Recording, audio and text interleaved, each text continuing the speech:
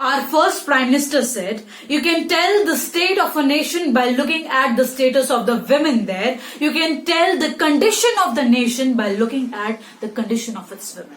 Hi everyone, I am Chavi. I welcome you all with a very warm heart. So in this video, I will be telling you all the important rights of women. I believe that these are such rights which every woman must know. So let's begin.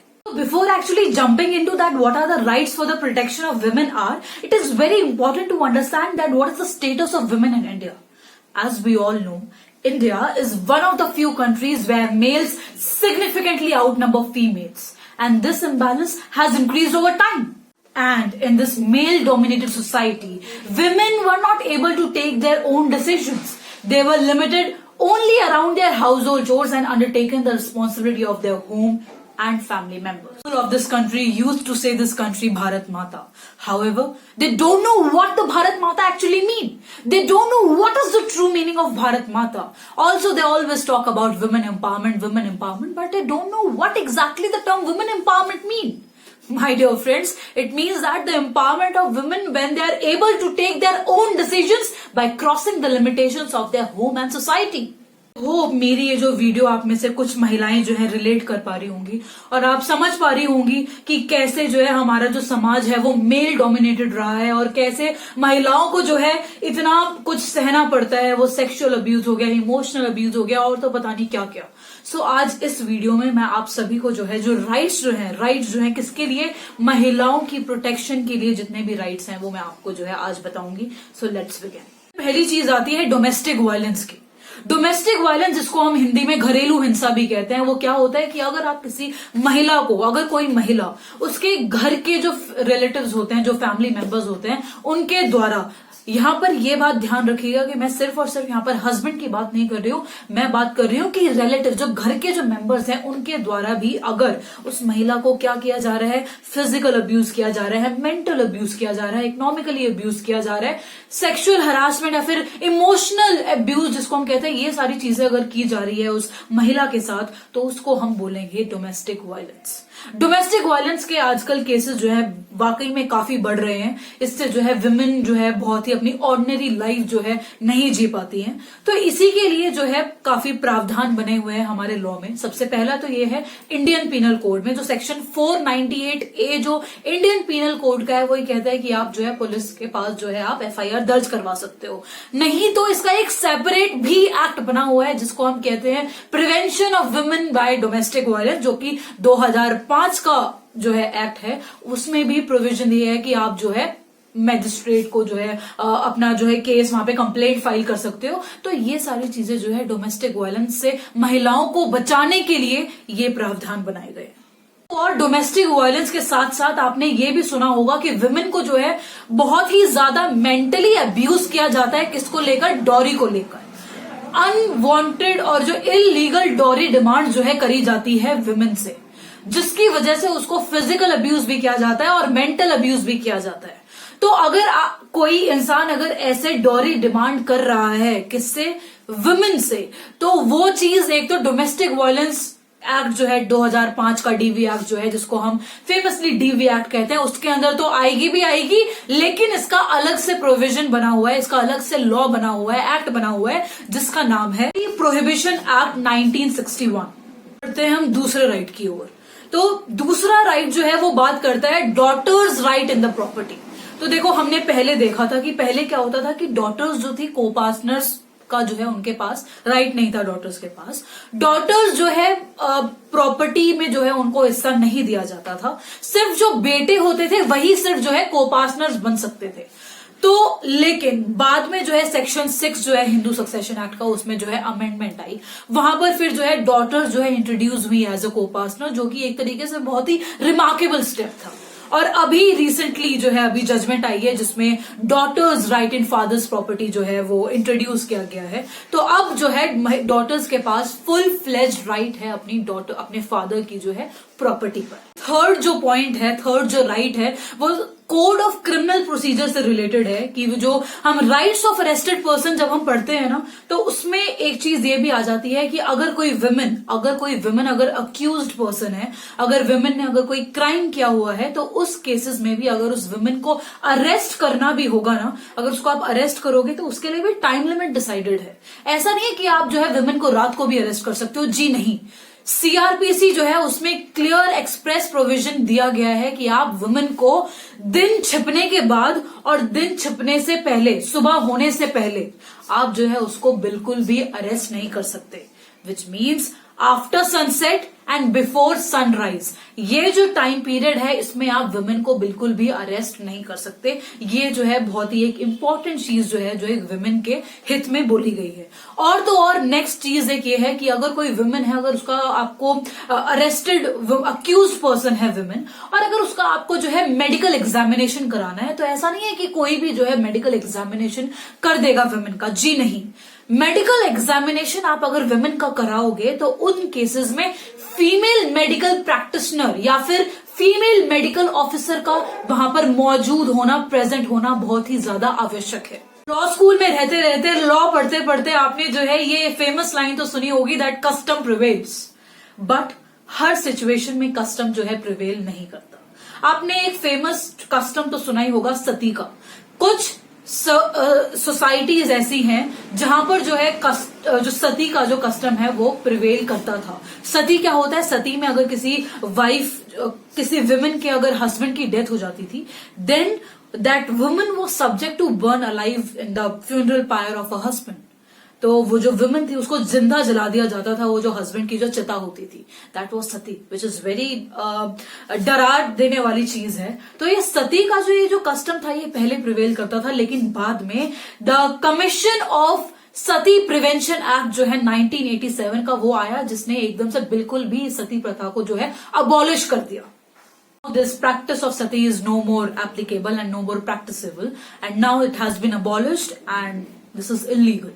I admit the fact that now some women are not limited around their household chores and they are being independent, they are going out, they are working, but they are not safe too. They are subject to sexual harassment there too. So वहां पर जो work place में जो women जहां पर working है और उस वर्क प्लेस में अगर कोई सेक्सुअल हरासमेंट अगर होता है, तो उसके लिए भी जो है एक्ट बना हुआ है जिसको हम कहते हैं prevention of sexual harassment of women at work place. और हाँ, ये उस एक्ट में ये लिखा हुआ है क्लियर एक्सप्रेसली कि it is the duty of the employer plus everybody in that office, कि अगर वहां पर अगर कोई सेक्सुअल हरासमेंट अगर हो रहा है वुमेन के अगेंस्ट में, तो इन सब की ड्यूटी है कि वो उसको जो है प्रिवेंट करे। तो ये भी एक एक्ट बना हुआ है। प्लस जब मैंने बात कर ही दी है कि वुमेन आगे जा रही हैं, वर्क कर रही हैं, वर्किंग वुमेन हैं, इंडिपेंडेंट हैं, तो वहां पर इक्वल रेम्यूनरेशन एक्ट भी एक बना हुआ है जहां पर वो equal pay for equal work की बात करता है कि अब ऐसा नहीं है कि वुमेन को कम पैसा मिलेगा और जो मेन जो है, जो आदमी है, उनको जो है ज्यादा पैसा मिलेगा, जी नहीं। अब सबको जो है इक्वल पैसा मिलता है, जो इक्वल बेसिकली जो सैलरी हम कहते हैं, अब उनको जो है इक्वल सैलरी मिलती है। सो इफ इन केस आपको इक्वल सैलरी नहीं मिल रही है और आपके साथ जो है डिस्क्रिमिनेशन किया जा रहा है, तो you can totally approach the court, because now there is equal pay for equal work. और इसके लिए जो एक्ट बनाया हुआ है वो है equal remuneration act, right, which I will be talking with you is regarding the gift which the women has by nature. So the gift is the gift of creating a new life out of her. So creating another human being, that is pregnancy, which is a very important phase of her life, that is related to maternity benefits. So एक maternity benefits act जो है 1961 का, वो आया था women के लिए। तो इसमें क्या था, इसमें बेसिकली ये है कि वुमेन को जो है मैटरनिटी बेनिफिट दिया जाएगा, मतलब उनको जो है लीव दी जाएगी। और ऐसा नहीं है कि उनके पैसे काटे जाएंगे, जी नहीं, वो पेड लीव होंगी एक तरीके से। पहले जो था वो 12 वीक्स की थी लीव, लेकिन अब जो है हमने देखा कि अब जो है काफी वुमेन जो है न्यूक्लियर न्यूक्लियर फैमिलीज में रहती हैं तो उनके लिए जो है 12 वीक्स का जो पीरियड है वो बहुत ही शॉर्ट पड़ता है। इसलिए 2017 में एक अमेंडमेंट आई थी जिसमें जो है 12 वीक्स का जो पीरियड था वो अब एक्सटेंड कर दिया और अब जो है जो पीरियड है मैटरनिटी बेनिफिट का दैट इज 26 वीक्स। अब वो वुमेन के ऊपर डिपेंडेंट है कि वो प्री डिलीवरी कितनी छुट्टियां लेना चाहती है और वो जो पोस्ट डिलीवरी है कितनी छुट्टियां लेना चाहती है। When we are talking about pregnancy and maternity benefits, the next important thing which comes is abortion. As we all know that abortion is legal in India only in certain circumstances and only in certain cases. So वो जो cases हैं जिनमें जो है abortion जो है किया जा सकता है women का, that has been mentioned in Medical Termination of Pregnancies Act 1971. So this is also a special right of a woman, so to prevent unwanted pregnancies and all these things. So वो जो है एक provision है Medical Termination of Pregnancies Act 1971. Next जो important right है वो women का है सेक्शन 354 आईपीसी के अंदर। तो सेक्शन 354 जो आईपीसी का है वो बात करता है outraging the modesty of a women के ऊपर। सो ये सेक्शन जो है 4 भागों में डिवाइडेड है, that is 354 A, B, C and D. तो ये जो सेक्शन है ये इटसेल्फ ही बहुत ही इंपॉर्टेंट सेक्शन है बिकॉज ये सेक्शन जो है पूरे उसके बारे में बात करता है कि अगर कोई इंसान अगर वुमेन से जो है सेक्सुअल फेवर की डिमांड कर रहा है या फिर सेक्सुअल टोन में बात कर रहा है या फिर सेक्सुअल कलरेबल रिमार्क्स अगर दिखा रहा है या फिर वुमेन की विश के अगेंस्ट अगर उसको जो है पोर्नोग्राफी दिखा रहा है या फिर अगर वुमेन के जो है अगर कोई ऐसा कोई प्लेस है जहां पर जो है विमेन एक्सपेक्टेड है वहां पर कि वो जो है अपना प्राइवेट एक्ट जो है कर रही होगी। सपोज मान लो कि वो वुमेन जो है अपने बच्चे को जो है फीड कर रही है और उस टाइम पे अगर वो उसकी अगर ऐसे पिक्स क्लिक कर लेता है तो वो भी जो है इसी सेक्शन के अंडर आएगी और वो पनिशेबल है। इस सेक्शन में जो है पनिशमेंट भी डिफाइंड है। प्लस अगर कोई इंसान जो है विमेन का पीछा कर रहा है मतलब स्टॉकिंग कर रहा है या फिर ऑनलाइन इलेक्ट्रॉनिक फॉर्म के जो कम्युनिकेशन जो होते हैं अगर उस फॉर्म में भी अगर वो स्टॉक कर रहा है, मान लो पोक कर दिया फेसबुक पे, अगर ऐसा कोई चीज एक्ट अगर इंसान कर रहा है वुमेन के साथ तो वुमेन जो है उसके अगेंस्ट जो है केस फाइल कर सकती है। किसमें? Section 354 of Indian penal code के अंदर। Like this we can see that there are various laws which has been made for the protection of women. जैसे वुमेन की जो इमोरल ट्रैफिकिंग जो होती है, जो उनको ऐसे प्रोस्टिट्यूट्स के उसमें जो सेक्सुअली एक्सप्लॉइट करते हैं वुमेन को, उसके अगेंस्ट भी जो है लॉज बने हुए हैं। प्लस एक चीज ये भी आती है कि वुमेन जो कि अपने आप को खुद को जो है मेंटेन नहीं कर सकती और उसके पास कोई भी सोर्स नहीं है अपने आप को मेंटेन करने का, तो उसको प्रोटेक्ट करने के लिए भी जो है लॉज बने हैं जिसको हम मेंटेनेंस राइट्स भी हम कहते हैं कि a woman who is not unable to maintain herself she is entitled to maintenance from a husband और फादर। अगर डॉटर है तो उसको फादर से, जब तक वो अनमैरिड है और अनेबल टू मेंटेन हरसेल्फ है तब तक जो है वो अपने फादर से जो है मेंटेनेंस क्लेम कर सकती है। ऐसे ही वाइफ जो है वो अपने हस्बैंड से जो है मेंटेनेंस क्लेम कर सकती है। और वो मेंटेनेंस कैसे डिपेंड होगा? मेंटेनेंस के को डिसाइड करने के क्राइटेरिया होते हैं कि हम वुमेन का जो है स्टेटस देखेंगे कि वो किस सोसाइटी में है, कि कितनी पढ़ी लिखी है और जो हस्बैंड एंड वाइफ है वो किस सोसाइटी में लिव इन कर रहे हैं, उनका क्या स्टेटस है। ये सारी चीजें जो है हम मेंटेनेंस को जो है कैलकुलेट करते हैं। मेंटेनेंस कैलकुलेट करने के लिए ये सारे जो फैक्टर्स हैं वो हम ध्यान में रखते हैं। और तो और जो सेक्शन 125 है सीआरपीसी का वो भी जो है वुमेन के मेंटेनेंस की जो है बात करता है। So there are various laws which has been made in favour of women.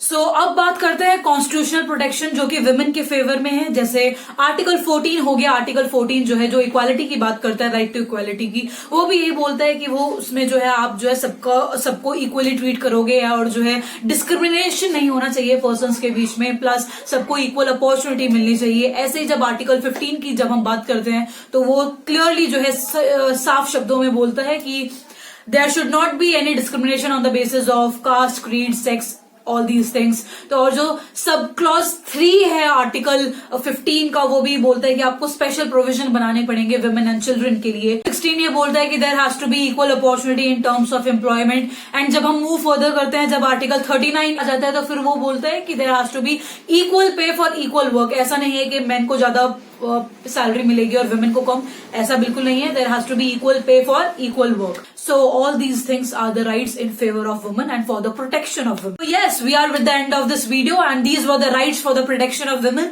I hope you find it helpful. Thank you so much. Bye bye.